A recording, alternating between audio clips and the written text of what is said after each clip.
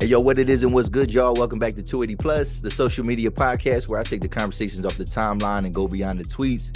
I'm your host, Los Def, and today, man, I got a real special guest, a guy that's kind of returning to the platform, but now we kind of featuring him as a featured guest, and we gonna get into everything that he got going on.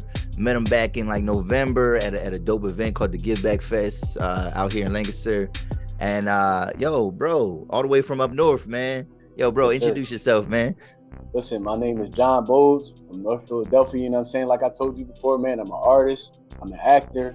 I be in everything, bro. I'm with everything. You know what I mean? Just remember Jon Bolds, everything. Yeah, definitely. So one of the most memorable things from that conversation is you once said that dreams and nightmares will never die. Yeah, I say.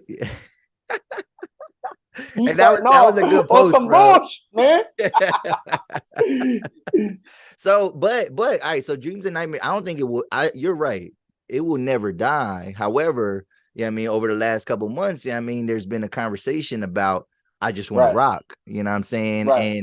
And you know, what I mean, it might not have taken dreams and nightmares place, but is I just want to rock? Is that the current Philly anthem, or is it still dreams and nightmares? What are you saying? Because you said you could play dreams and nightmares any setting. It don't the funeral, the repast, the breakup, you know what I mean? Like, bro, you hurting me with this question. I know, man. It hurts to admit it right now, but Uzi might have that. Okay. Not personally. Okay. But with the young boys and everything like that, like you can, like now I see the little young boys now, you can go viral off that song. You're not really going viral off of Dreams and Nightmares. So that's how everybody playing it. You know what I'm saying? Yeah. But best believe if you in a Philly club, they will play I Just Want to Rock, but then they'll double up later on and they'll end the night with Dreams and Nightmares. Oh, yeah. So that's how they carry it. You know what I'm saying? Okay. So I feel like if you over 21, Dreams and Nightmares still. Okay. You know so under 21, it's I just want to rock. Yeah. They might not even know what Dreams and Nightmares is. No, they gotta know. Well, no, I hope so. They gotta know because it was like the Eagles, like basically like co-opted like that song. You know what I'm saying, and made it so like. But then now they tried to co-op I Just Want to Rock and I think that's where it kind of plays into like did that. That's where they lost that. Oh, that's where my team lost that. They should have kept the energy, right? They should have kept Dreams and Nightmares. They should have kept the energy. Yeah, they had Uzi come out, you know what I'm saying, on the, you know what I mean, and all that. But like, yeah, so dang, so all right. I respect it though. Yeah, Dreams and Nightmares, it ain't going nowhere, but like I said, like where I'm at, like, you know what I mean, in PA, it just be certain times you be like, wait up, this ain't the time for this to go off, you know what I mean? And like I think they be saturating it a little bit. That's what I think with Dreams and Nightmares. Definitely. I think though one good point is the fact that I feel like, mind you, I will respect to Uzi, man, because like to take over or to even compete with Dreams and Nightmares. You know what I'm saying? That's almost like what Meek did when he was competing with Freeway. What We Do Is Wrong. Like, that was the Philly John, bro. That was the Philly. And then Meek came through with Dreams and Nightmares. So now you got something challenging that. That's amazing. I will say this, though. Okay. I don't hear nobody rap the verses of I Just Want to Rock. I don't even know the verse. There's verses on that joint like that. It's verses on that joint that people don't know, bro. Yeah. It's just the dance. After the dance is over, after you get your little play that song for like more than 2 minutes, bro. You kind of like, all right, like I'm over it. But Dreams and Nightmares, you rapping that whole thing, bro. Yeah, because like, it's that pain, it's that success, it's that, you know what I mean? Yeah, it's all that. It's the dreams and the nightmares. Yeah, like it's all that. So yeah, that's good though. But yeah, do you feel like because like I say, like maybe because of the era, you know what I mean, we in that microwave era, do you think even I Just Want to Rock, do you think that's even going to hold a place for that long? Because that's the one thing where obviously Drama that's his artist, so of course he gonna co-sign his mans, but like I don't know if I Just Want to Rock has that longevity. I don't know, do you think? Or it might, bro. I ain't going, because it's so much energy to it, bro. And the way Uzi did that, John, I remember being a young boy in the dollar parties over in Philly, bro. And like, you just trying Wu-Tang or you trying D-Mac or something like that or whatever. You feel me? and he brought that energy into the song. So now that you're bringing energy like that into the song, it's like you could play that at any party. You remind me of our Young Boy days on the low. Yeah. But you bring up a good point with that microwave TikTok type, you know what I mean? Like where you got to cut the song down and people might forget it. You know what I'm saying? Yeah. Niggas might not remember that joint in like a year or something. Yeah. That joint too big. It is a bit, it's tough to say, but I guess time will tell. Time will tell if it does stand, if it stands the test of time. But I don't know though, man. Like it just that kind of music don't like so far. Like we get tired of stuff quickly. You know what I mean? So it's like I don't know. But hopefully, man. Hopefully, either way, man. Philly is winning with either one of those songs, and we gonna celebrate Philly all day, man. So. But yeah, man, let's talk about you, man. Yo, since I last seen you, bro, what have you been up to, man? Because it looks like you in rollout mode right now, man. Like I see you working, bro. I've been watching. I'm like, all right, yeah, I'm gonna get him on, and then I feel like you had something coming out soon. I don't know if the album's coming out soon. We'll get into that. But I mean, you got a new single and stuff like that. But like, what else? What have you been working on, man? What's going on with you, bro? I really like hearing that. I really like hearing that because you're not the first person that told me that, you know what I'm saying? And it's just the fact that people are now starting to see what people consistently been doing. Okay. Like same thing for you, right? When I see the podcast every day, I'm seeing reels every day. I'm like, yo, 280 is really going off right now. Yeah. Right. So you're right, man. I am in rollout mode. You know what I'm saying? Ever since the concert, there was a lot of songs that I was performing off the album from that. And since then, man, just been working on the album, solidifying the album, getting everything right for the album that I needed. Okay. Then on top of that, I've been working with 1939 Studios. I'm also an actor as well, so I was over in the movie. And I think it's a pretty good movie. I finally got myself in a role that was challenging to me. You know what I'm saying? For some time, I was getting some roles or I was auditioning for things that was like really in my wheelhouse. You know what I'm saying? Okay. So I got something to sink my teeth in on that role. With the album when we were doing some like rewrites and tightening up. Like there were certain discoveries that I had about myself, you know what I'm saying? Like from a business standpoint, you know what I mean? I just been learning more about the business. I've been doing a lot of shows. Like I've really been performing live a lot more, you know what I'm saying? And we not stopping, you know what I'm saying? I got a show later on this month, you know what I'm saying? So I've been doing that. And personally, man, I just been going back and forth from Philly to Lancaster a lot, and you know what I mean? Okay. Trying to solidify the family and all that. I mean, and keeping it down, you know what I mean? Okay. So yeah, so would you got people out here out this way too? Yeah, so right now I'm over in Lancaster because after college I stayed over here for a little bit. Oh, I thought you was in Philly. I would have had you probably come through the joint. I didn't know. I assumed you was in Philly. So I was like, I ain't gonna make you come all the way. You know what I'm saying? Whatever, but no. So I'm over. Yeah, I'm over here right now. You know what I'm saying? Okay. And I'll be moving back to Philly pretty soon. Now, you know what I'm saying? So yeah, my time is up here, man. But I will say the people out here, I did get to meet some great people out here. I'm glad because when I was over in Philly, I was ignorant. I called this place Lancaster. You know what I'm saying? You think it's all Amish people or whatever. Right. You come out here, it's a whole different wave, bro. You know what I'm saying? Definitely. But yeah, man, I've been working a lot on the craft, on music, and the business side. I'm paying a real big attention to the business side. So, okay. Yeah.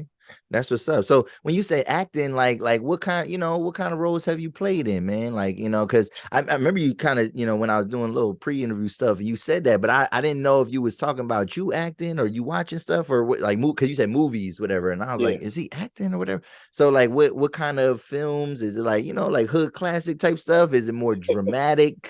Yeah. What are you doing? Like, so I was in a horror film. Okay. I was in a horror film. I was in a comedy. And I've been doing a lot of like stage plays. Like last time we were talking, I was doing Shakespeare at that point in time. Oh, that's hard. Yeah. What play? What play? Which one was it, bro? I forgot. My name is Claudio. I forgot because it was last year. But okay, was it Othello or something or? Wait. It's like 12. It's not 12th Night. It's the other John. Oh yeah. Okay. You know what I'm talking about? Yeah. I like now the name is slipping me, but right. Okay.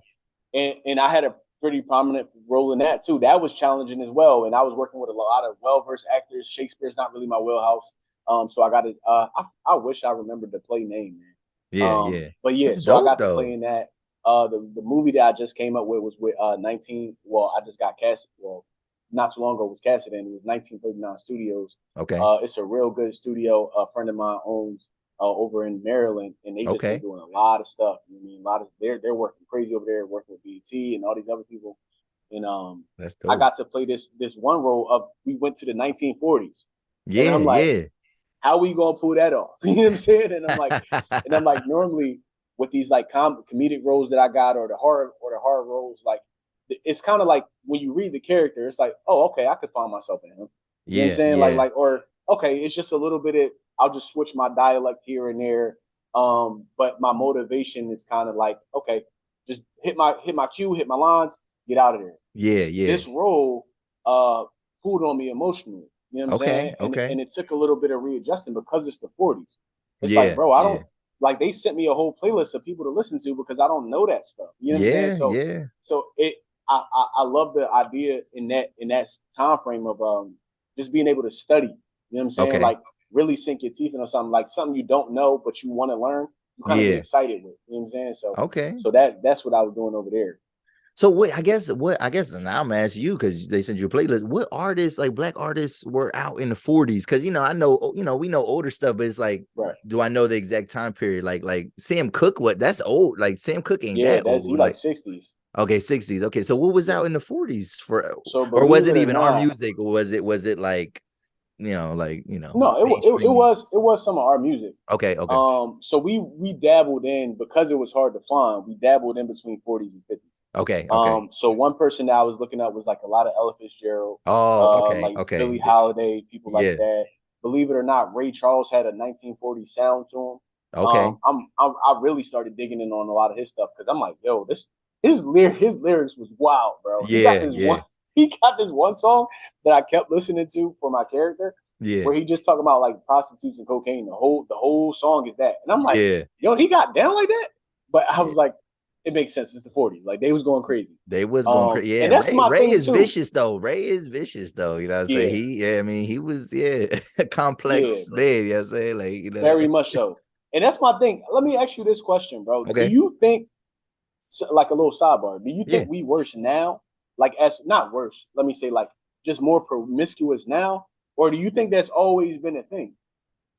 Ooh, that's a great question. I think, see, the thing is, well, all right, because I talk about relationships and stuff like that, and I Right. think there is a romanticizing of like older relationships where people are like, oh, yo, they've been together since the 40s, or they've been together for 60 years, whatever. But when you dig down into the relationship, like, I mean, homeboy might have had a whole separate family, you know what I'm saying, whatever. So like, I think all that type of stuff was them urges and the cheat, like infidelity and just like being with different people. I think it was always a thing, but back then, as a black man, you had to be, I mean, especially if you going interracial, like you definitely had to be careful about that type of Yep. stuff. You know what I mean? But the black community, like in terms of marriage and stuff like that, we were strong though. So like I think we was kind of holding it down.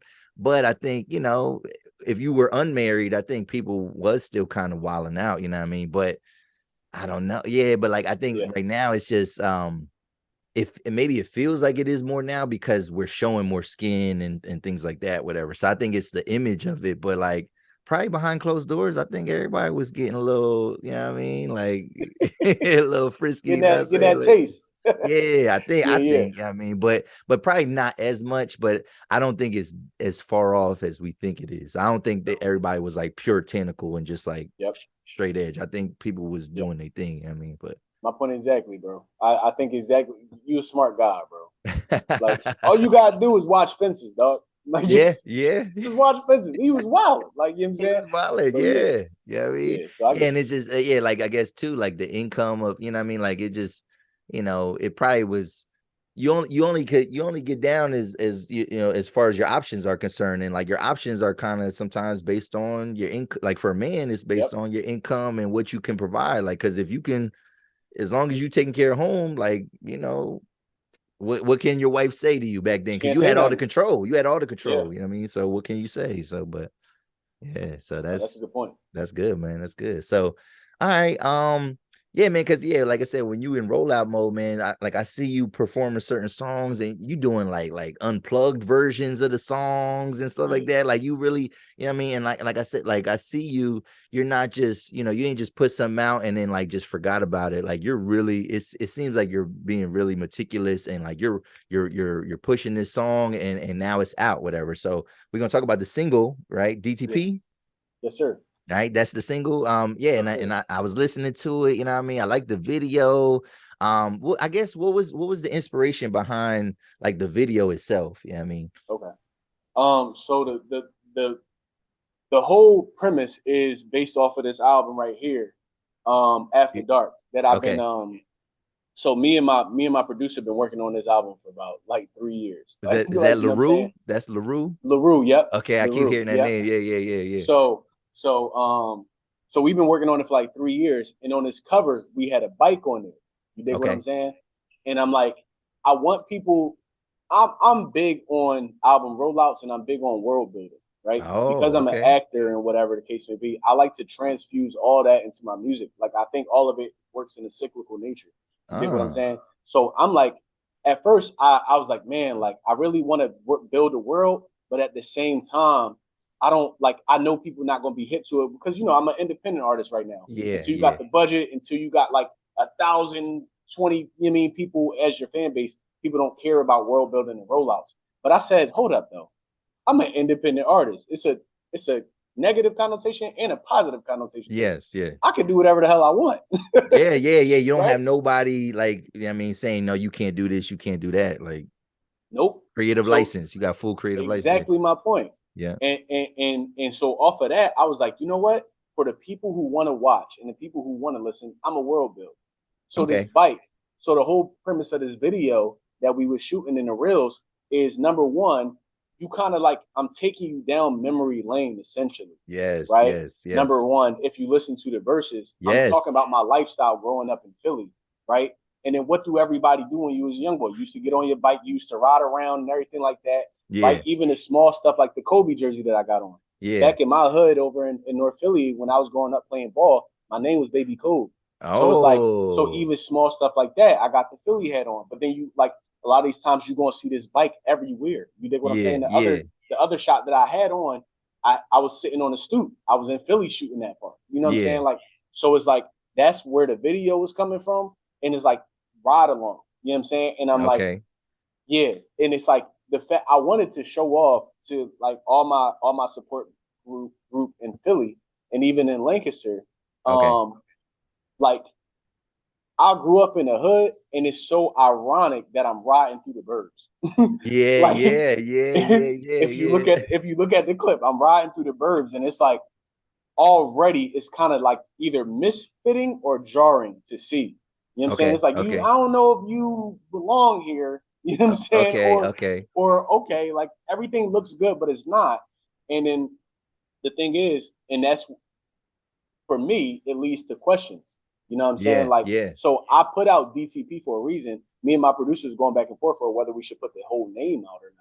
But people don't even know the name, and so they guessing what the name is. Oh, so it's not just because I was gonna ask, it's not disturbing? Because I think it's disturbing the piece only because of the on the skit in the end of the song, the lady telling you to turn down the shit, whatever. And you was like, it's already on a 6. Like, what you mean? Like, and she's like, can you I was bro, like, you a smart guy.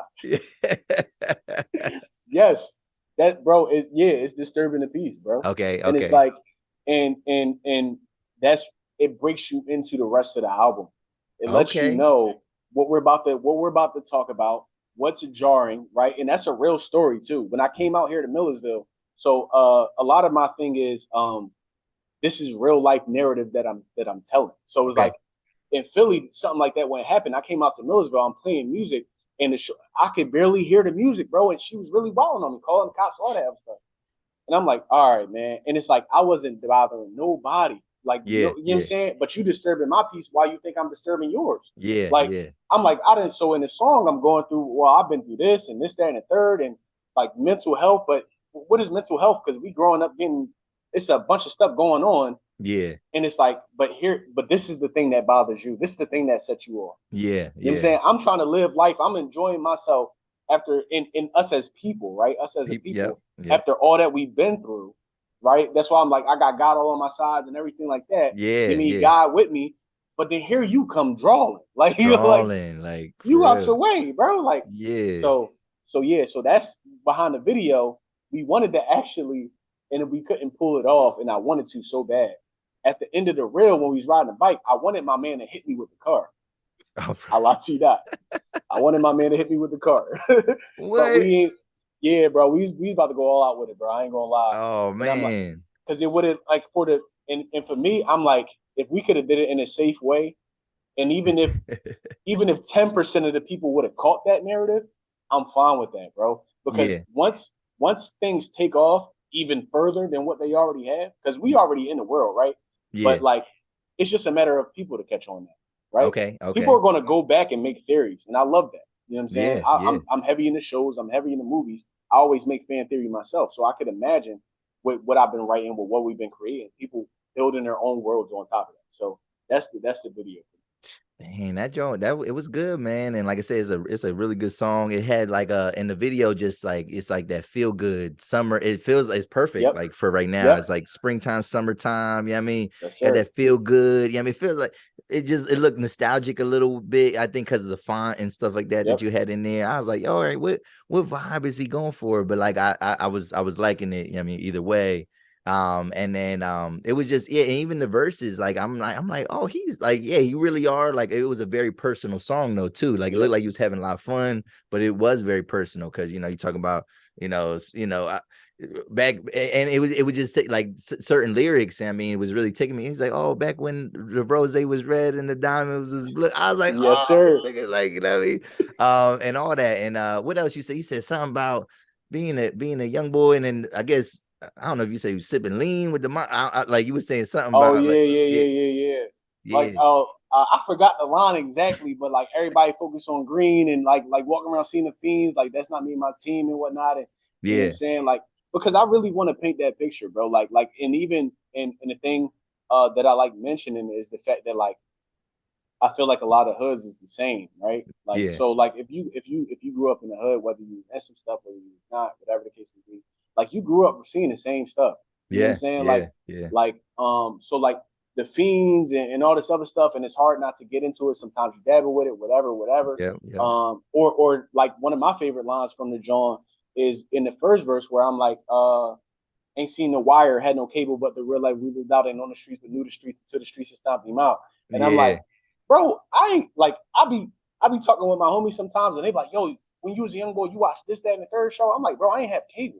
Like I wasn't watching that. What we talking about? Yeah, what we talking about? So it's like from that instance, but it's like regardless of, we still found a way to kick it, we still found a way to live, we still found a way to, you know what I'm saying? I got God all on my sides, man. I got homies for the ride. Like, you know what I'm saying? We really riding through on that joint.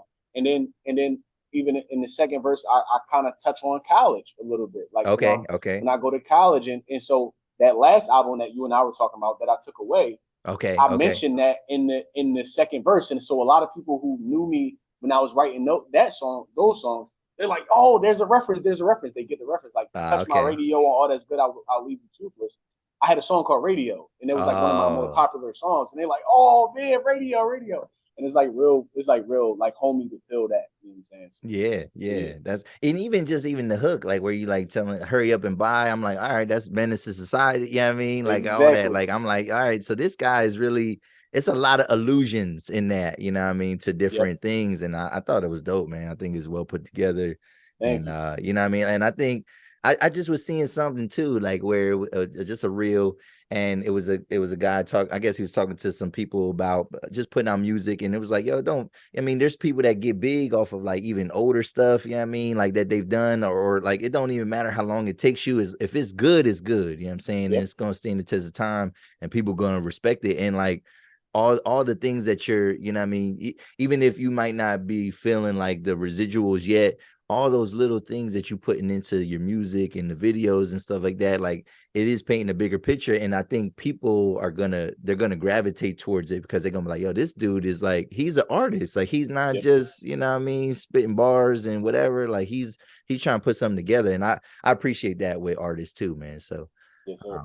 That's dope, man. That's dope. So, yeah, I guess I guess I want to know about because we kind of talked about this at the Give Back Festival, because I was trying, get it. That was the first time I met you. That was like a cold interview. It was just like freestyle, like I'm just kind of going off the top, whatever. And I was asking you about, what kind of music you got, and you were saying stuff about God and things like that. And even in the verse in that DTP song, you talk about, growing up Pentecostal and stuff like that, whatever. So like, I guess I want to know, like, how much is your faith a part of your music and a part of, like, I guess, who you are, you know what I mean, in general? So I would start out by saying faith is like everywhere in my music. Okay. Like, even if it's not overt, like the line probably has like a double entendre or something like that. Like, I always try to make my relationships both linear and vertical. Like, you know what I'm saying? So if I'm speaking about somebody in some type of way, I want to speak about God too, because I don't know, man. Like, I just feel like I can't hide that part. You dig what I'm saying? Like, but like you said in the song, you mean, like the line was like, I'm growing up Pentecostal, but I was running around North Philly doing whatever. You know what I'm saying? And that's how it was. And for a lot of years, I wouldn't necessarily call myself a Christian rapper, but faith is definitely prominent in my music. Okay. But there is like, if I call myself there's restrictions with calling yourself that. Yes. And putting yourself in any box. Number one. And then I don't want to piss off that group of people too. Because if I F around and I say nigga or something like that, and they like, oh, you ain't, I'm like, bro, like, you know what I'm saying? So like, you know, I mean, faith is definitely prominent. I think for me, I like to show a journey in general with everything. Okay. Right? I have, like, if I believe God to be real and I believe he's my father, so therefore we got a relationship, it's gonna be ups and it's gonna be downs. So in my music, I'm gonna show ups and downs, but at the same time, I'm going to talk about a lot of things, just life in general. And if he's a part of my life, I have to speak on it. You know what I'm saying? And I have no problems with it.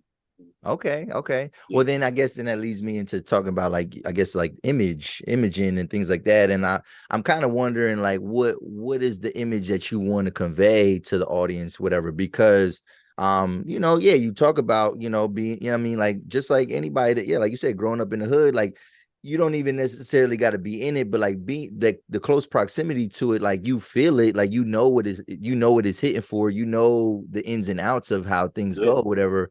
But I mean, you got this image where where you're talking, you might mention God and you might mention like certain things of your faith.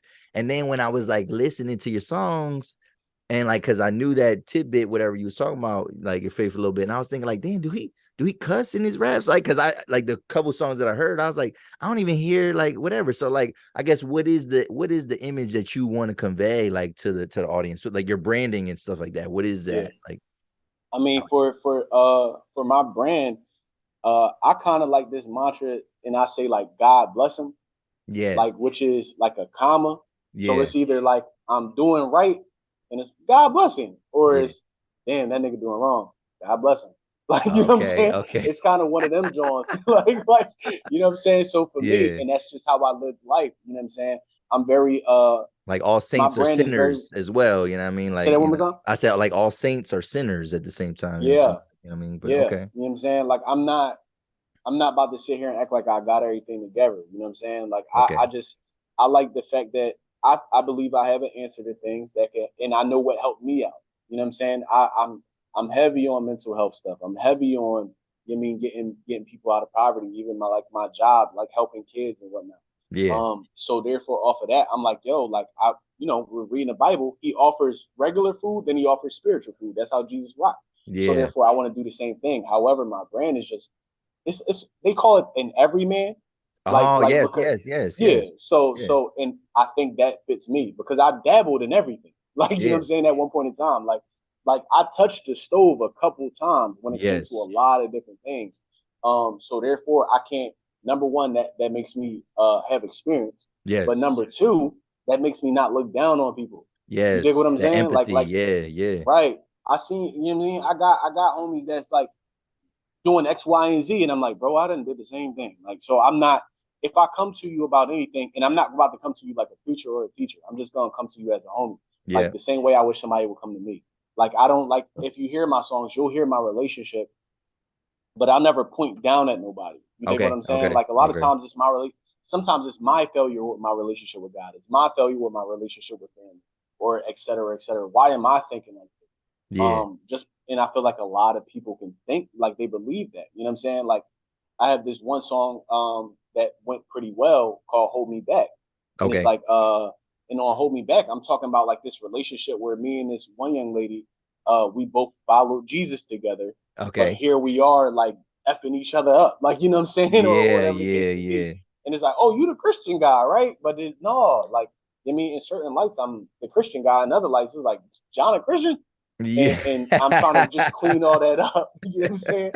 But nonetheless, I feel like, you know what I mean, God bless him. Like, God is good. I may not be good all the time, but God is. You know what I'm saying? So that's what I really just want to convey to people. You know what I'm saying? That's hard. And I like what you said, man, where you know, just like you're every man, and like just I feel like I got a lot in common with you in the sense of like, yeah, being able to like kind of wear a lot of different hats. You know what I mean? Having a lot of different experiences. Maybe what you're doing now don't necessarily match that, whatever, but what you did before don't necessarily dictate who you are now either. You know what I'm saying? Like we can be, you know what I mean, these complex beings with all these different experiences and still be good people, you know what I mean? Even though, you know, there might be people that look at what things that we do, things that we say, they might look at it like, dang, like who, you know, they label us, or they're afraid of certain things, but it's like, nah, bro, like I'm just like you, me, like I don't want to judge you, don't judge me either, you know what I'm saying? Like, bro, you know, so.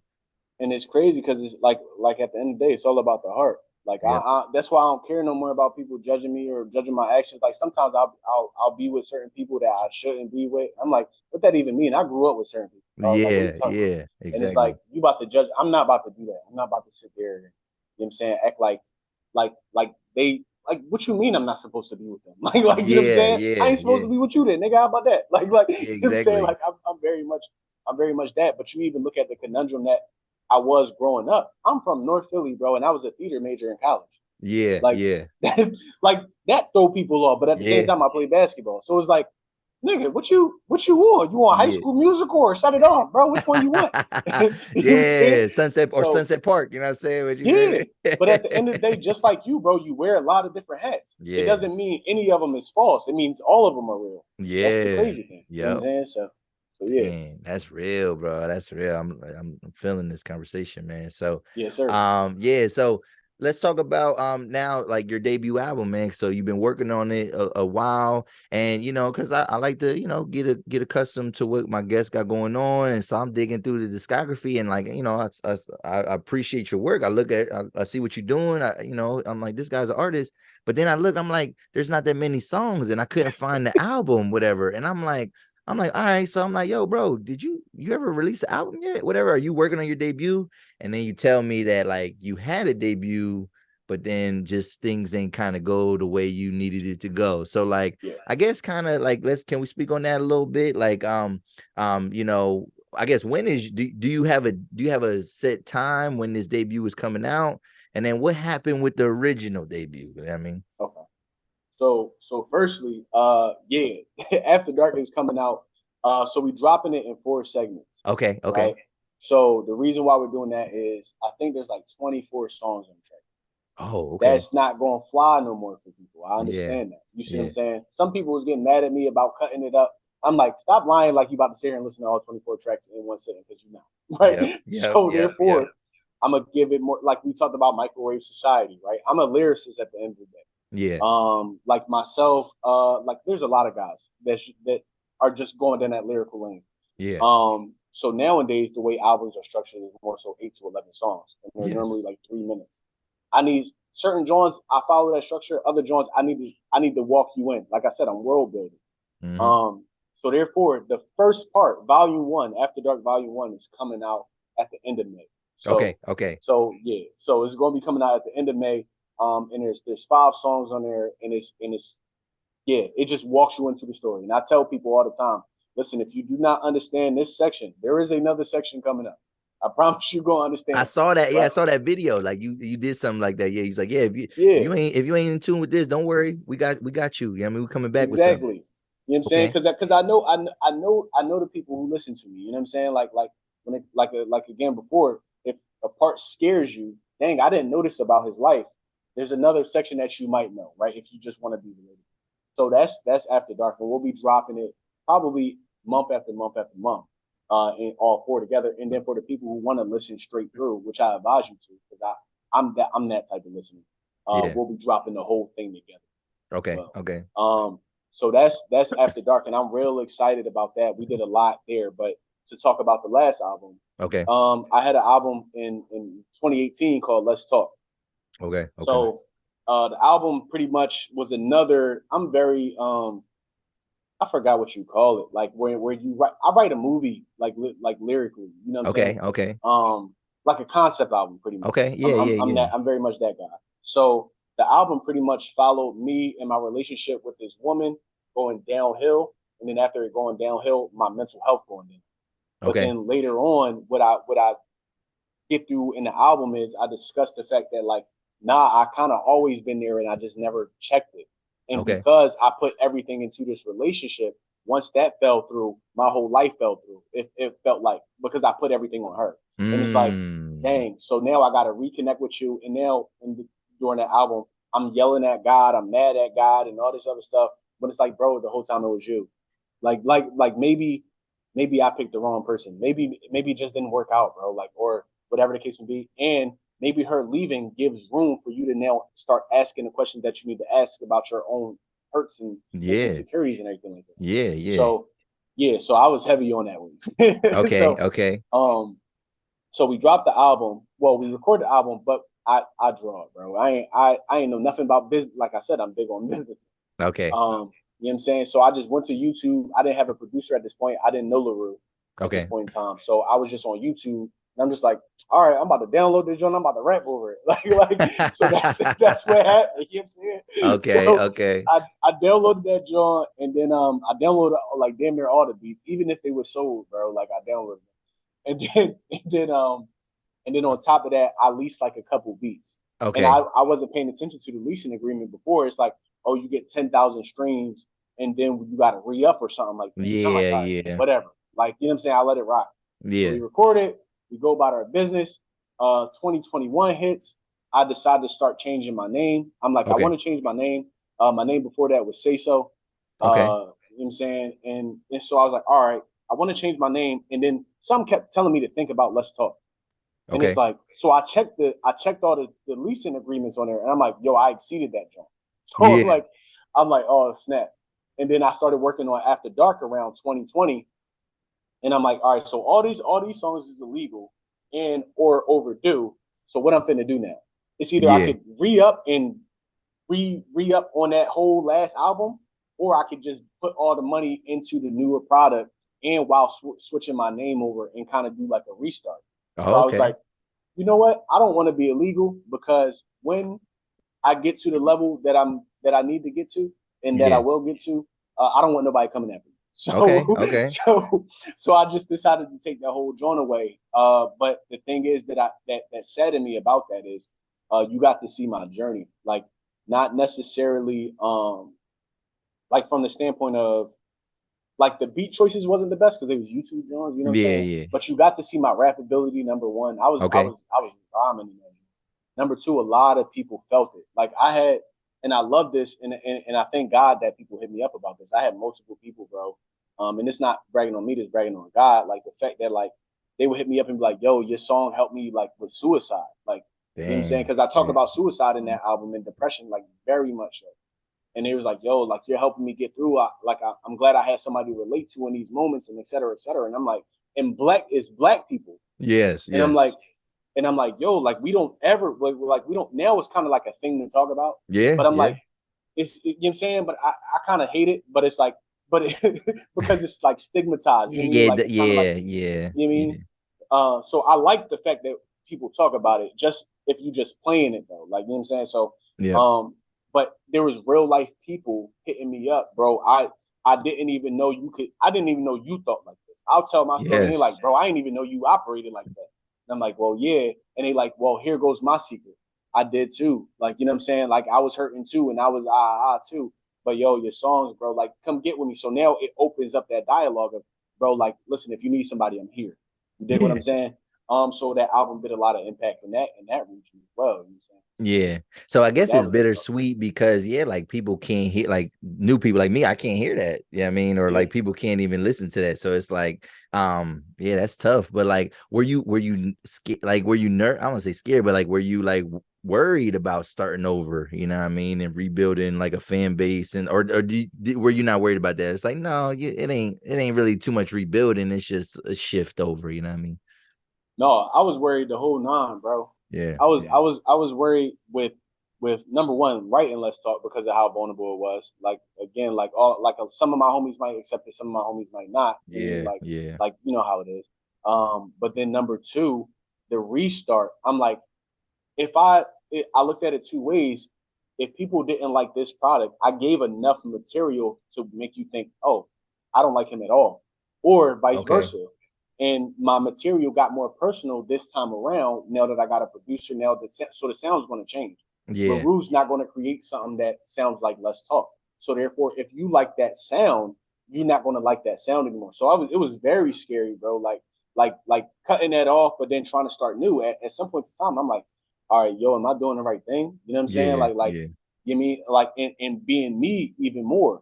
You mean because in that realm, bro, I lie to you not. I was like more so in the Christian rap sphere. Okay. But what I seen was the Christians didn't even think I was Christian enough. See, that's crazy. That album. Yeah. So I'm like, all right, bro, like y'all don't think I'm Christian enough. And I wanted to talk about more things than what you sought out. So I knew once I changed my name to Jon Bolds and the rebranding and whatnot, I was like, that Christian rapper tag is kind of not my thing no more. Okay. And I knew, like, so I didn't know where most of my fan base was coming from. Was it from people who don't identify with Christianity, or was it people who identify with it? Yeah. And for the most part, it was people who identify with it. So I left like most of my support base just left. Like people just unfollowed me randomly and all this other stuff. And I put out a new song. I was talking to my one homie about it, bro. Like, so it's 5-year gap in between these albums, right? Okay. And there's only like a little bit of songs to show for it in between. Okay. So off of that, I got more personal. I got more like within me. You know what I mean? I found me a little bit more. But then the thing was, so this last album talking about depression and all this other stuff, this and the third. I go on Angry LaRue, which is just a regular rap beat. Okay. And it was so many people, bro, that just killed me for it. I'm like, because I say nigga, and in my head, I'm like, I've been saying nigga all my life. like I've been saying, bro, I've been talking like this all my life. All my life. And it's like, bro, like, you mad now? Like I'm probably in the happiest place that I ever been mentally. But you mad that a word is distasteful to you, dog? Like I'm like, I wasn't really understanding that. I wasn't processing it. So I was just like, man, like I don't know how this is gonna look, because like I just got shunned by a community I identify with. But within that, man, I learned that, like, if God with you, bro. Like it don't matter, dog. It don't matter about you. You know what I'm saying? So luckily I was able to find like my community. Like, you know what I'm saying? So it was scary as hell though. Like a lot. Man, that's man. You talking, man. You talking, and I like it so much of what you said. Like I said, I feel like it's resonating right now with me. I mean, and but yeah, that's real, bro. That's real. So, sure. But yeah, man, congratulations on the rebrand, and I mean, and like I say, yeah, to a new fans, like you don't even know none of this is going on. It's like you a brand new artist. Like, yo, this is dope. Yo, I need the album, bro. I need, you know what I mean? So I'm like, so hopefully you have a newer fan base that's like kind of just anticipating it, just like I am and stuff like that. So, and like I said, man, I like what you're doing, man. So, all right, man, let's switch it up, man, but we still gonna be in music. But let's keep it Philly, man. You know what I'm saying? So, I got Philly roots. You know what I mean? My father's from Philly, man. You know what I mean? All my family lives in Philly. You know what I'm saying? So like I'm real heavy in the Philly rap. I guess more so back in the day, because like the newer Philly rap, if you ain't mainstream, I kind of don't really know, but I've been hearing like there are some guys that's popping, but we ain't gonna talk about that. We are gonna talk about a legend in Philly, but he's just been kind of sounding off in the last like month or two, whatever. And we're gonna talk about Cassidy a little bit, man. So He like, oh yeah, and that, you know what? I think that's just the reaction that everybody has when you say Cassidy's name. It's like then, like, you know, we loved him when we loved him, but then, you know, he's does what he does now. You know what I'm saying? Whatever. But I think first thing I wanted to talk about was with him, because I seen two little things. So it was like a month or two ago, and he said he was on the interview, and he said he feels like he influenced rappers like Lil Wayne and the whole industry as a whole to like basically get into like punchline bars and to like battle rap on the track. He was like, nobody was rapping like that before me. He was like, if you really look at it, you know what I'm saying? Like, you know, like I influence people like Lil Wayne and things like that. And I think to the naked eye, like it's like probably like, yo, you wildin', man. Like you don't even know what you're talking about. But then I was wondering, like, does he have a point there? You know what I mean? Like, I feel like punchlines have always been a part of rap, you know what I'm saying? But like, did he make it like a thing? You know what I mean, like were rappers really starting to like start putting punchlines into their bars when he came out? Because that's all he was doing. He was really battle rapping on the track, like, and old battle rapping, like where you could just kind of use the same verses. Because you know, his first album, it's a lot of them mixtape verses on his first album that we knew from way back, you know what I mean, on all different kind of beats, whatever. His battle against Freeway is just them tracks, like, you know what I mean? Like, so like that wasn't even a battle, like that's not a battle. It wasn't. Me. It wasn't. Not, you know what I mean? But like, does he have a point? Did he kind of create a style in the early 2000s? I'm not gonna lie. I think he got an argument. Okay. It ain't valid though. It ain't valid. Like, like, you know what I'm saying? I get what he's saying, bro. Yeah. Cass was people don't remember how hot Cass was. Cassidy was hot, man. Bro, crazy. He was on something different. Yeah. And he was running through New York, eating everybody up. That's at the point in time where you had the battle rap to be able to rap. Yeah. So it was like he going through Bronx and Brooklyn, you know, New York, that staple. And it's like, so I get his claim. Like he running into niggas like DMX and all this other stuff, and they hearing his punchlines going crazy. But my thing is, I'm like, bro, you ate New York up. You forgetting about Rakim? Yeah, like you know what I'm saying? Like Rakim was the punchline guy. Like that Rakim was because when you really think about it, Rakim was that was the first guy that was really punchline rap. Yeah, you're right. So like I feel like in mind you, Rakim is probably the biggest one to do like at that time. Yeah. But I'm like, there's probably other people in his vein, like the Big L's and all this other stuff. And like even like School Mo D and all them, like them old guys. Yeah. But I'm like, so Cash, you got a point, but even your punchline, it came from him. Yes. Like, you know what I'm saying? Like even like, come on, bro. Like I feel like Cash really just Cass is Cass, bro. Like, Cass is Cass, comedy, man. Bro. Yeah. It's like, that's the thing. I think he don't realize that he's kind of like a parody of himself almost. You know what I mean? Where it's like, I mean, you that rapper that maybe had it, but like you still think you better than everybody, and then like you want all this, like you almost have to let people give you that shine. You know what I mean? I know sometimes you feel like you got to take it. But like it's like ain't nobody, you know, you don't have nothing to show for it for all these years, you know, more than a decade, you know what I'm saying, 15 years maybe. And it's like, what have you been doing though? And it's not just you being blacklisted, bro. Yeah. You know what I'm saying? Because at one point in time, I'm a loyalist. You know what I'm saying? So it's like if I rock with you at some point, I'm going to keep checking for you. After a while, I stopped checking for Cass because your songs was funny. This was hot, but your songs was, you know what I mean? I don't want to judge it, but for me, it wasn't for me. It wasn't for me. Yeah. You know what I'm saying? Like, so, and but like, I feel like he should have just went in the Papoose lane. Like, Papoose did really well remarketing himself. You know what I'm saying? Like, you won't see him calling himself the best punchliner, but when he was a young boy, he was. When Cass was running around, him and Papoose was going at it, like trying to see who better. But now Papoose be on TikToks and all this other stuff with Wayne and all this, because he like, all right, listen, I could just still rap. I'm that guy that can still rap. Don't play with me. That's his lane now. But for somebody like Cass, it's like, bro, you still the best rapper right now? That don't even make sense, bro. That don't even make sense. Yeah, that don't make sense. Bro, you got niggas like Simba running around here, and you the best rapper? Yeah, nah, bro. Yeah, I can't take that. I ain't gonna lie.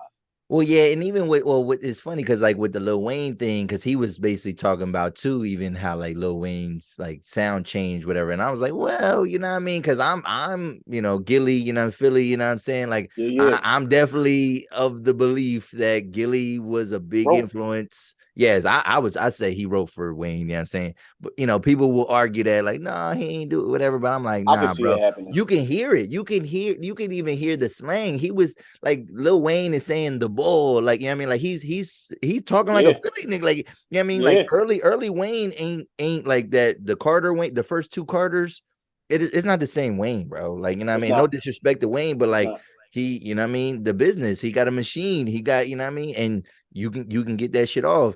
And it's kind of right. I like how the full circle moment has happened though for Gilly, because when he was trying to get that off, you know what I mean? Like nobody was trying to hear that, you know what I mean? And then now Gilly, you know what I mean, in a different medium, but still with hip hop, he's one of the biggest out there now, you know what I mean? It's like he's finally getting his respect, you know what I'm saying? It not in rap necessarily, but he's talking to rappers and everybody want to go up on his show now. He has so much influence, and it's like because he always had influence. You know what I'm saying? When I think about Wayne and stuff like that. So, but yeah, so with Cassidy making that claim, but Wayne, he's making it seem like it was him that. But I'm like, no, he had people in his he had people in his camp that definitely had writers. Yeah, like you know what I mean, that was helping him get to that point. You know what I mean? Definitely. You know what I mean? And yeah, like 6 minutes of like, Wayne was on the song with him. You know what I mean? I remember 6 minutes of Death, you know what I'm saying? That Joe was fire, bro. Yeah, you know what I'm saying? That track was crazy. Yeah. Who had the best verse?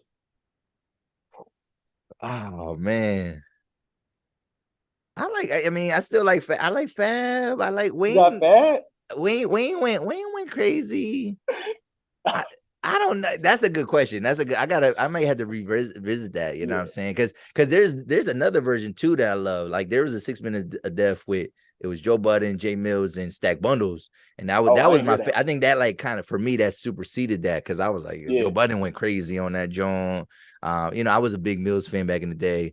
As we all were. Yeah, I mean, a big Stack Bundles fan. Like I know a lot of people don't necessarily, he was ahead of his time a little bit, and his time was cut so short, so people, didn't really know him. But yeah, that was a crazy one too, though. So yeah, that's a good man. And then I guess with Cassidy, another thing I just saw, he was basically telling people like they got to keep the same energy, man, when it comes to like people like R. Kelly.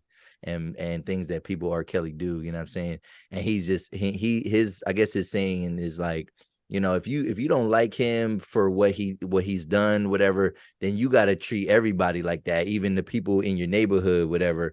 And which I agree with that, but I think where something is lost in that is that R. Kelly was like literally profiting off of like the damage that he was doing to people. You know what I'm saying? Like, and it's a long history. Like I just seen this nasty video of like, it was a song. It was somebody breaking down lyrics, whatever. And it was a song that he recorded. And this is before, like, this is way back. I mean, even before Aaliyah was out, but she was like doing background vocals on one of his songs. And he was saying he had said something. And then on one of her first songs, she makes reference to a line that he says, and it's just like it's just nasty, bro. It just looked weird the whole time. It just looked weird the whole time, and that's what I'm saying. I think with R. Kelly, it's more not saying it's more. No, I want to say that because we're not going to, people's experiences and stuff like that. But like I said, like other people when they get tried and charged and stuff like that, they become a social pariah. But like R. Kelly wasn't necessarily a social, like people still fuck with him like heavy, you know what I'm saying? So and then they made the comment, he was like, yeah, man, back when I was growing up, he was like, all the middle school girls was getting picked up by old heads. And I was like, I don't know about middle school, but I could definitely high school, like the old heads definitely had all our Jones on Smash, bro. And I remember in middle school too. I'm gonna keep it a bean. But one of my ex-girlfriends, she was in 8th grade getting picked up by somebody. I'm like, damn. Yeah, and you know, back then we ain't had no chance. So we had no chance. Like, you know what I mean? He got a will. I can't. He got the wheel. Yeah, once you had the wheel, like it's whatever. And we didn't even necessarily always know the differences, but we knew it was egregious enough to where it's like you're not supposed to be talking to her, bro. Like you weird, like bro, you weird. Man, weird. And I wonder though, I always wonder if that still is kind of happening today, or did that end with like my age group? Like, I mean, where like my age, we were suffering and seeing the old heads take our girls. Like, I wonder if that's still, I hope it's not going on now, but I wonder if it is, like if the young boys don't like the old heads because of stuff like that. Cause I hated these old, like, I'm like, bro, I'm in high school and I'm like, these girls was not worried about us, bro. Like, you know what I mean? Because they had, you know. I definitely thought it had to change with us, bro. Because I'm like, I remember young boys like niggas older than us in high school going after like when we freshmen going after the freshman Jones. I'm like, bro, that you don't get credit for that. Like she was alright or whatever, and we used to like we didn't make a big deal out of it, but we like, nigga, when I'm a senior, I'm not talking to no freshman. That was kind of how we carried it. Yeah, you know what I'm saying? So it's like, definitely, you know what I mean, our generation, I feel like we started carrying a wave like that. But before, bro, if you look at TV, man, it's like some of the stuff that they used to say, like even when we like Malcolm in the Middle and that 70 show, the little jokes that they used to throw in there, it's like, yo, like this one shorty, like it was this one show, I forgot what I was watching, bro, and the shorty was like 14 on the show, and then the dad says, like the dad comes in, he says a joke, then he says something, she 14? They're like, yeah. He's like, good enough.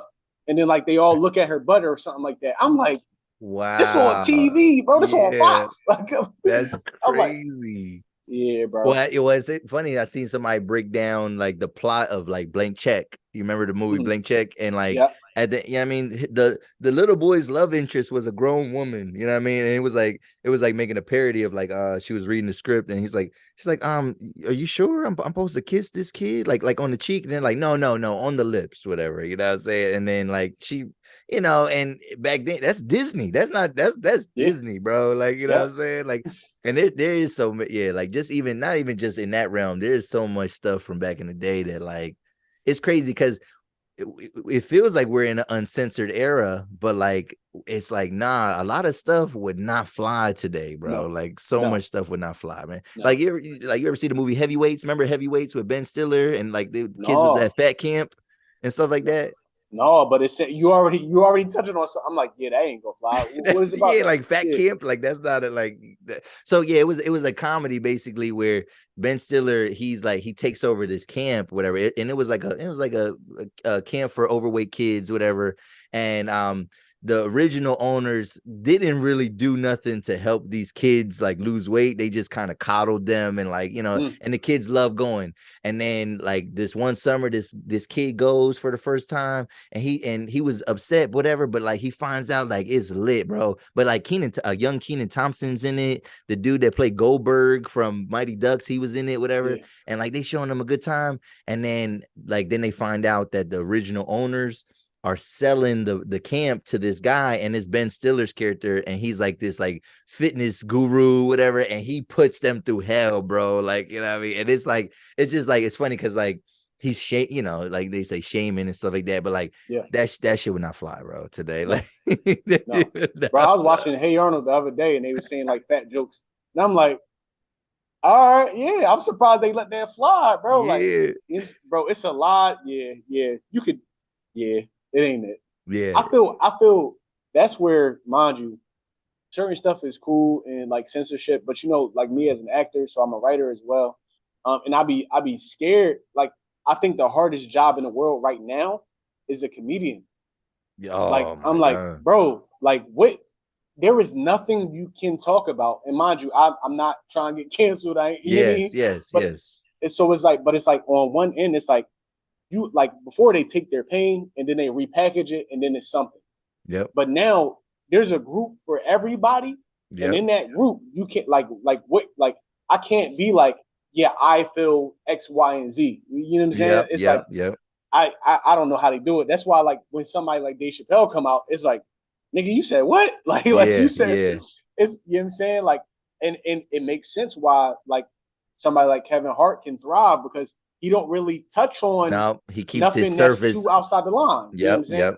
Yep. You got your Cat Williams and all this. They can't do it. You know what I'm saying? Yeah, they can, but they can't get big like Kevin. Like, right. You can't become like Eddie Murphy back in the day. You know what I mean, you ain't gonna see that, like, unless you go the Kevin Hart route and kind of play safe, you know what I mean, whatever. But you're right. Because even that, like, I remember, when they was when he was supposed to host the Oscars or something like that, and they pulled out.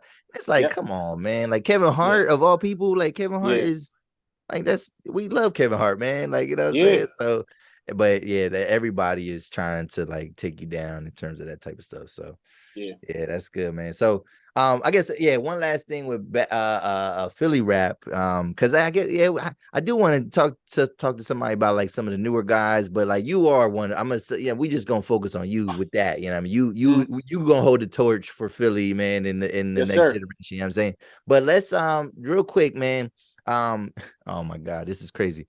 So in June, man, is a battle. You say you in the battle rap, whatever. I just seen it, whatever. So Eazy the Block Captain, right, on fire right now. Like probably the best battle, like arguably the best battle rapper. Like if there was power rankings, he's number one, I think, right now. You know what I'm saying? But he's going, and he's on a streak where he's just trying to take out legends, bro. He's just trying to take out the old heads. And the next person on the chopping block is Reed Dollaz, man. So like, bro, what's gonna happen, man? What's gonna happen? Because I'm a little, I respect Reed, man, but definitely nah, bro. He don't got nothing for Eazy, man. I don't see it, bro. No. I don't see it. I don't see it. He don't. Can he shock the world though? Can he shock the world? No. Nah, ain't no shocking the world. It's because Eazy number one, not playing with his stop. You know what I'm saying? I think it's going to be in Philly. And mind you, Reed obviously it's Reed versus Eazy, so they both going to have a lot of people in Philly. I feel like, and I'm a heavy Reed fan. He probably one of the pioneers that got me into rap. Yeah. But like, I got Eazy 3-0 clear. like because I'm like, there is nothing that you won't take from Reed Dollaz. Here go the problem. Reed like Eazy. They cool. Oh, okay. When Reed cool with somebody, he just start punchlining. Punchlining not his thing. Like it is, but Reed can walk you down. Like Reed can like imagery wise embark on you. Yeah. I don't really think he gonna do that with Eazy. Eazy don't give a damn. Eazy not gonna F around with you. You know what I'm saying? So it's like all. The only thing I could see Reed taking is like a Philly angle with Eazy. Like you wasn't really putting in work like that. We around the same age, but to Reed not an angler. You know what I'm saying? So you can't stretch that for 3 rounds. Yeah. Eazy can go off.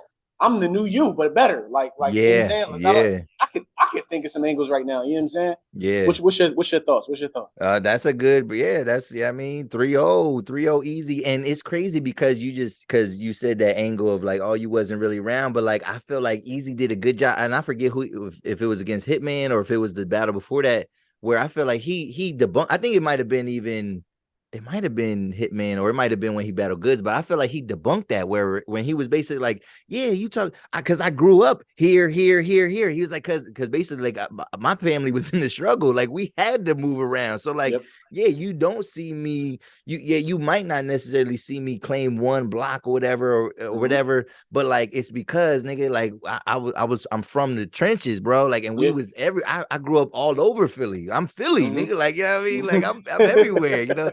And I was like, damn. And like, it's crazy because when I look at battle rap and I'm like, just, you think about people, the chinks in their armor or whatever. What do people have to say about it? People don't have nothing. Like, there's nothing you could really say about Eazy right now. Like, I don't know if anything really connects, whatever, because they tried to use like, oh, because Twerk messed with his girl, whatever. That type of stuff gets old like quick, you know what I mean? But like, what can you say about Eazy right now, especially when he's experiencing all this success? You know what I mean? Like, what can I don't know. He don't have like this bad image, like necessarily, you know what I mean? Unless people, and that's the key with battle rap. It's like, you got to find something, or you got to wait for, you know what I mean? People are just preying on your downfall. Like, all right. But it's like, what can you say bro, about you Eazy? See it with like BS. Like, I remember when Geechee was on his run, dog, and Geechee hid behind a tree when they was mixing. And that was the big angle that everybody, I'm like, a tree angle? People still on the triangle. Like, it's like, bro, I'm like, all right, bro. Like, that's any angle to take. Like, you know what I'm saying? Clearly, I'm like, I don't get it. Like, but it's like it worked. But you're right, bro. Like, I don't think Eazy got no flaws right now. That's why, like I said before, man, like Surf is the only nigga, like, because now it comes to a point of, can you out rap this nigga? Yes. And I don't think you can. I think Eazy is a good enough, like Chess almost beat him. Like, it was debatable. Yeah, that was a close one. But like, I still edge Eazy in that. I ain't gonna lie. Yeah. So, and I thought Kyle had him. I'm a big Calico fan too. Kyle was cool in the first round. Yeah. Like, that first round versus Eazy was pretty cool, but then Eazy had to go. That's the problem with everybody. You think you good until Eazy go. Like, then he starts smoking you. Yeah. Like, it's his energy, it's his anger. Like, I mean, like, it just sound like it's like your dad like scolding you like the whole time. You know what I'm saying? Like, whatever. It's believable. You know what I'm saying? Yeah. I think the nigga who had the best chance against him, the two people who had the best chance against him in my eyes was Clips. Okay. Because Clips is so funny that the nigga will just calm that down. Yeah. So it's three people actually. It's Clips, number one. I think K-Shine did pretty well, but K-Shine did do pretty good because he was trying to come back too. Like, So Clips, because he comedy. Rest in peace, but Pat Stay. I feel like Pat Stay just got an ability, bro, to get in front of any nigga and just calm all that gangster stuff down. He don't take nothing serious. Bro, I don't know how he do it. Like, I remember him standing in front of Shotgun Suge, and it's just like, bro, like, how you? What do you mean you don't got a slogan? That's your slogan. It's like, bro, you took it and ran with it, bro. Yeah. Like, and they, like, the whole junkie thing, how he flipped like Shotgun Suge, calling him a junkie. He's like, bro, I'm in better shape than you, bro. How you? Come on. Yeah. So it's either Clips. Pat Stay was out of here. I think Pat Stay would have did well, and I thought Goods would have did better. Yeah, because Goods has that mystique too, where it's like it's hard to beat Goods. Like, what can you say about Goods? I mean, but he flustered Goods, yo, and like you could, like it's like that money talk. What is that? Like, you know what I mean, like, so now ain't nobody see Eazy, bro. I ain't gonna lie. Yeah, because I definitely, I think Geechee and Eazy has to happen, but like it's weird because Geechee, he didn't have a good 2022.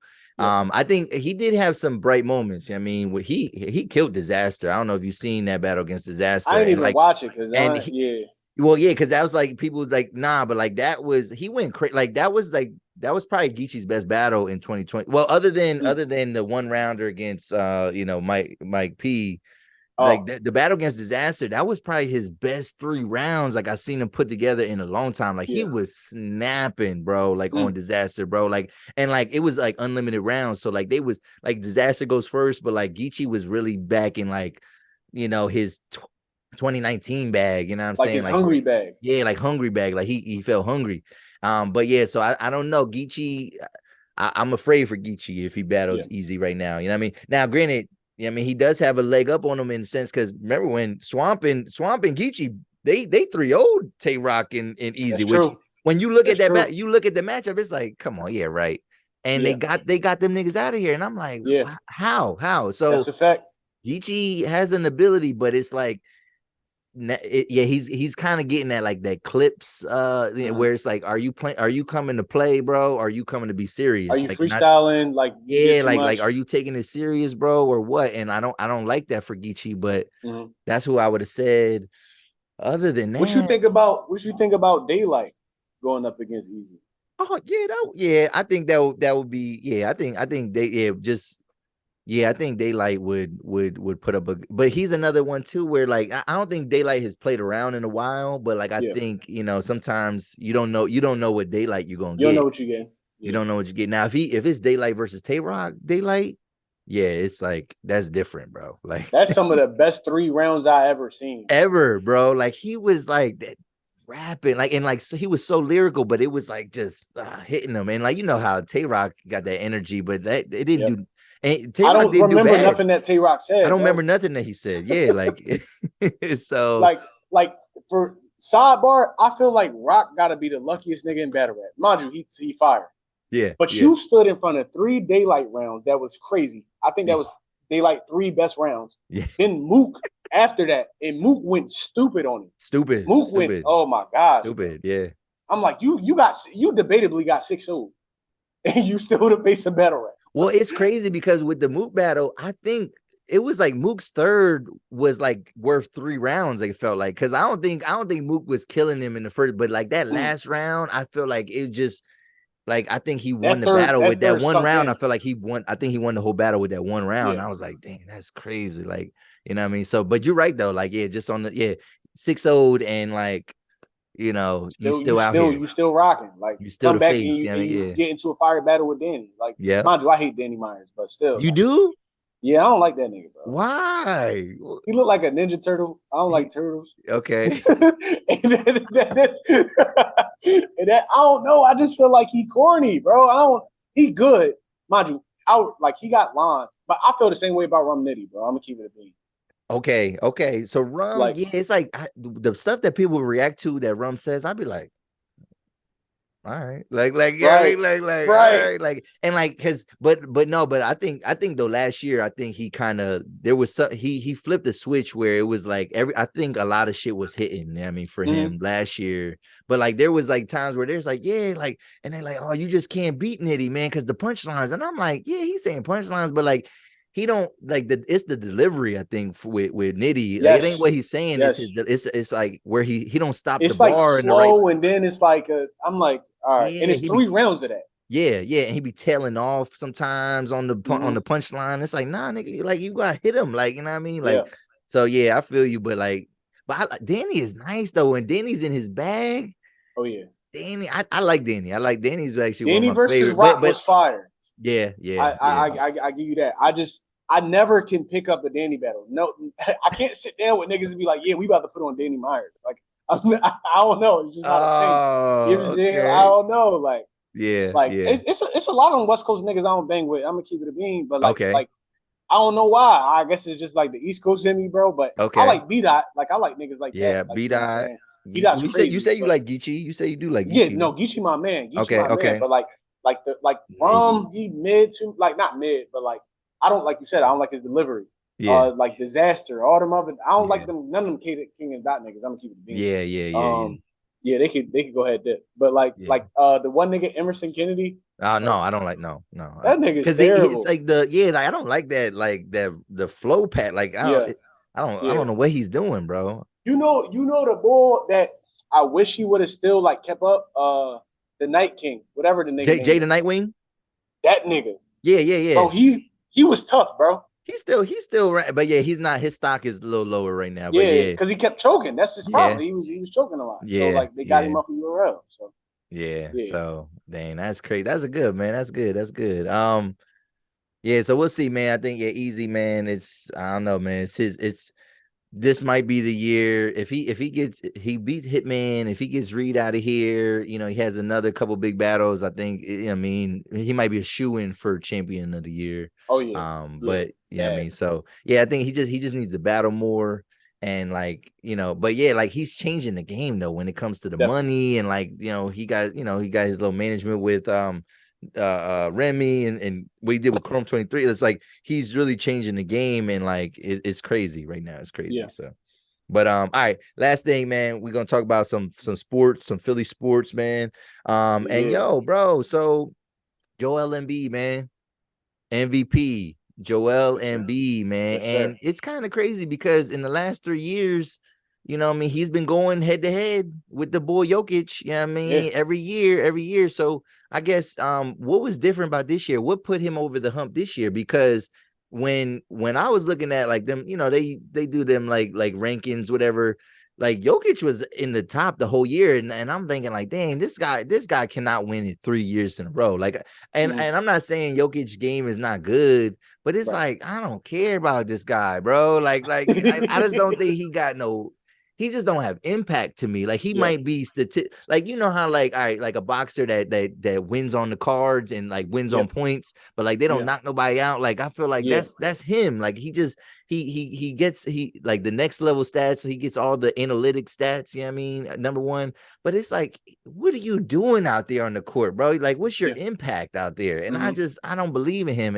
And so, but for you, what do you think? What do you think? Like, took Embiid over the top, or do you think it was like fatigue, like sports writers fatigue, where they're like, all right, man, let's just give Embiid the MVP, because he's had years where the Sixers were the number 1 seed, like, you know what I mean, and like he still didn't win it, you know what I mean, and they had comparable stats, but like what took him over the top this year, you think? I feel like it's a little bit of voter fatigue. Number one, definitely. Mind you, I ain't mad at it because we got our MVP. Yeah. But then like number 2, I believe it's like that 56 point. It was like a 50-point game that he put up on Jokic when they went head to head or something like that. Okay. That did it. And then after that, once that happened, like after All-Star, it's either after that game or after the All-Star break, Joel Embiid started like wilding out. And then Jokic either got hurt or something. He missed a couple games, or then he didn't miss.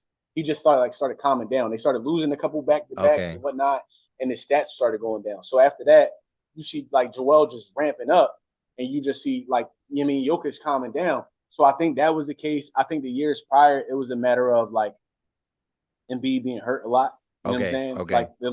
Like before, he never got like over like 55 games for certain like periods of times or whatever. And Jokic used to like average like 64, 65 games. Yeah. So this year, Jokic got hurt a little bit more. I think Embiid played more. Jokic. Okay. And then lastly, I think some years in the past was the history. Like you got a big man averaging like damn near a triple double. Like Jokic was doing a bunch of historical stuff that put him over. Like, oh, we got to give it to him. He's doing history. You know what I'm saying? So I think it was that. But on a low, I actually got my top 3, and let me know yours as well, was Embiid, Giannis, Jokic. Yep. So yeah, was that your top 3 as well? Yeah, I would say, I think Giannis was, he was, doing what he had to do, definitely, putting the team on his back. It's just, like I said, man, like when you don't really get that far in the playoffs or anything like that. And not saying that the Sixers have gone to championships, whatever, but it's like, I don't know. I feel like you feel his impact, and you feel Philly as a force. I don't think you necessarily look at Denver as like, even if they are one of the better teams, they just don't seem like a force. And it don't. You're not scared of them. I'm not scared of. I'm not scared of them. Yeah, I mean, like, but the Sixers, they do feel like, like when they own it, they own, like, it's like, dang, they could probably be anybody. Denver is not like that. But same thing with Giannis. Like, I mean, when they on one, they could be any team. You know what I'm saying? Whatever. Mm-hmm. And like Giannis, like just the way he does, he puts the team on his back. I think my only thing with Embiid is like, all right, he averages, double. For as big as he is, he need to average more than just 10 boards, bro. Like he need to be like a 15 board dude. You know what I mean? Like at least your average be like 12. You know what I mean? Like that just look more, because it looked like he barely get the triple. He barely get over it. He barely. And it's like there be games where he don't even get 10 boards, and you be like, bro, like what? How you do that? Like, bro, all you gotta do is just like put your arms up, get them joints, whatever. So I guess it's in the middle of a series right now, and by the time this episode comes out, the series might be over. You know what I'm saying? So what I mean, I guess do they get past Boston? I mean, and then what are the Sixers' chances of going all the way this year, man? Do you think this is the year? This year, bro. Or is the field a little bit too tough? Yeah, I mean, is it because I feel like there were other years where it was a little bit more clear for them. Yeah, I don't know. I feel like on the low, like we got the best team we had in a couple years. But the problem is, bro, Boston is just too good. Like even when they're bad, they're good. Like you got too many things to worry about. I don't think we have answers for them. My thing is, I need Embiid to be able to damn near get 40. You got to ask him to get like 40. Yeah. But you got to ask Harden to get 30. And mind you, so I'm averaging up. So even if they fall below that, they're still both being aggressive. Yeah. The problem is when Joel and Harden get on the court sometimes together, Harden becomes such a point guard. And it's like, bro, I love that for you, dog. Like, you know what I'm saying? But at the same time, my nigga, I need you to go get a bucket. Because the more you start wilding out on niggas, because I still think Harden got it. He just put up 45 the other day. Yeah. Like, the more you do that, the more they key in on you, which makes it easier for Joel and the Anthony Melton. I think the Anthony Melton is actually the key to the series. Okay. The nigga was like top 5 in 3-point percentage this year. Like, the niggas don't even know that. You know what I'm saying? So, like, you got Joel in the post, you got James wilding out, and then you got Maxey driving and penetrating. If Tobias could knock down 3 threes and then DeAnthony Melton could do what he do, we're good. But that don't always happen. When Joel and James are together, they just run that little pick and roll. If not, James get lackadaisical and pass the ball off. It's like that ain't gonna work against Boston, man. Yeah. And I'm seeing that. I'm not even an NBA nigga. So it's like, you know what I'm saying? Yeah. So yeah. Dang, I think we lose in 6. Man, that's tough. That's tough. Yeah. That's tough. Yeah, that it's funny. Yeah, you got Embiid back in that game, and then you got blown out. You know what I'm saying? You got smoked by 34, bro. Yeah, that's too. Yeah, to not even to crack 100 points is like in today's basketball, it's crazy. Like if you don't, and they didn't even crack 90. It was like 87. Like, it was something like that, right? Like so. My thing is though, like it's crazy that you say like you had easier fills a couple years ago, which is the truth. But I think this will be the easiest Eastern Conference championship that any team will have. Okay. Like, no offense to Miami, but I don't Jimmy the man. But I don't think they have a team that can win championships. Right now, like Tyler Hero's out and all this other stuff. Neither do I don't believe in the Knicks neither. Like so it's like you telling me you either going to be facing Warriors, Lakers, Denver, or I think the Suns is out of here. So like, I think they're done, bro. I'm gonna be honest. And Chris Paul got hurt. So it's like, yo, this championship might. If you can get past Boston, I think we have a real good chance. It's just like y'all let Boston hit 25 threes. Like, that's crazy. Like, you know what I'm saying? So yeah, I don't know, man. Dang, that's crazy. So if the Sixers don't win, if they get knocked out, what's next for them? Do they got I mean, because there's whisper, do they bring Harden back? I mean, and I don't know everybody's contract situation, but like, is it time to blow that shit up? Yeah, I mean, like I mean, I don't know. What do you think? Because I've even heard whispers like, like Embiid might have to, they might, and I don't know what his contract is. Is he under contract? No, he's under contract for like another 3 years. Okay, another 3 years. Yeah. So, but yeah, like, do they regroup and get guys, or is it like on the low? Same thing? Is it the same thing every year? Yeah, in my head, I'm like, you got to blow it up a little bit. If not, you gotta move Tobias. Yeah, you gotta move Tobias. Yeah, like he cool, but it's like, and I get it. Like he played his best under Doc, and this is the best he'll play. Like Tobias is showing us who he is.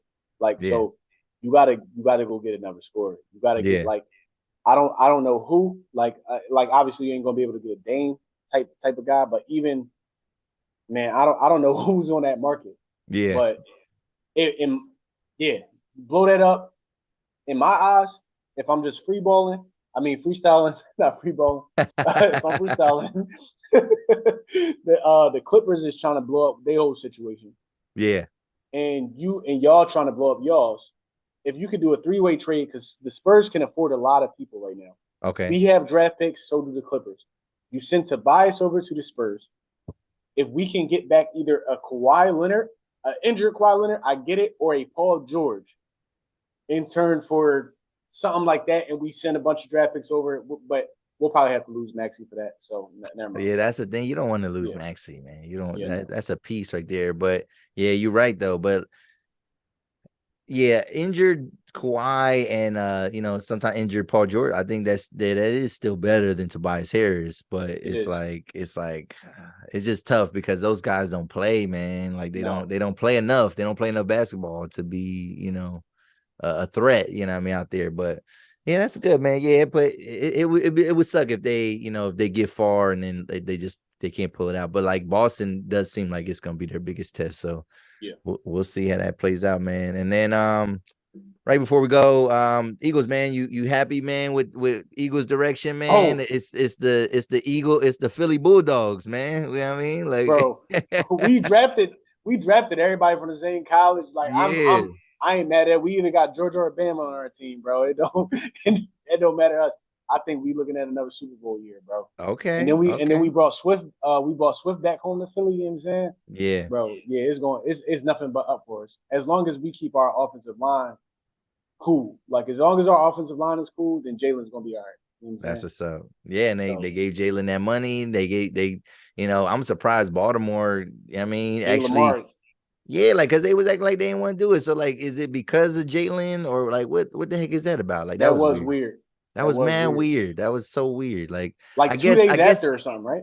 Yeah, it was like it was right after, and it was like, what the heck? Like, I thought y'all wasn't rocking with Lamar, but I guess, man. I guess so. Yeah, the Eagles is tough, man. They y'all got a squad, man. I'm a Packers fan, so my team is in rebuild. You know what I mean? I'm actually I'm cool with the Rodgers being gone. Not that I don't like Rodgers. I love Rodgers, but it's just, you know, he don't really want to be there. And like you can't make nobody play their best. Yeah, if they don't want to be there, they're not gonna be their best. You know what I mean? They're not gonna do their best. And you believe in Jordan Love though?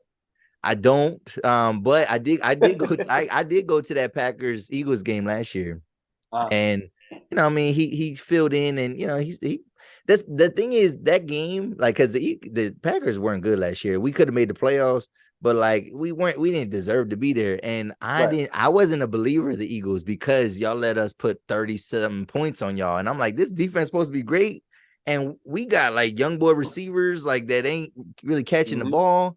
And y'all had control of that game, whatever, but like y'all shouldn't have let us, like, it was a closer game than it should have been. It was like 45-37. It's like, bro, like that's not gonna win no Super Bowl, bro. And it didn't happen, man. It didn't happen. Yeah. So, but yo, bro, did you have a good time today, man? I had a hell of a time, bro. This is a good interview, cuz. Yo, this is good, man. This is good, bro. I appreciate this a lot, bro. This is a good time. Like, good dialogue, genuine, you know what I'm saying? Like, I had a great time. Yo, bro, anytime, man. Anytime you want to come back, bro, you're welcome, man. We can set some up in person, whatever. If you out this way or whatever, we can make, I mean, you always welcome back, bro. You always welcome back. I appreciate that, brother.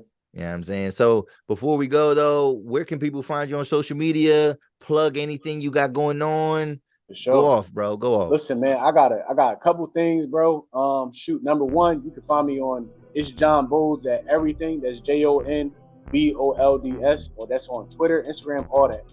I got a website, jonbolds.com. You know what I'm saying? Sign up for that mailing list. We dropping a lot of exclusive stuff. We got a lot of merch. You know what I'm saying? The merch popping off and different things like that. A lot of shows coming up. New York. We going to New York May 28th. You know what I'm saying? For a show over at Breaking Sound. You know what I'm saying? So we're going to be in NY. You know what I mean? I got to get up on my NY slang. Okay. We're going to be, you know what I'm saying? We're going to be sliding over to LA in June. Oh, wow. Doing a show in LA. You know what I'm saying? And then, we're going to come back and we're going to hit the ground running here. And after dark, man, just be on the lookout for After Dark. Me and LaRue been on this for like 3 years.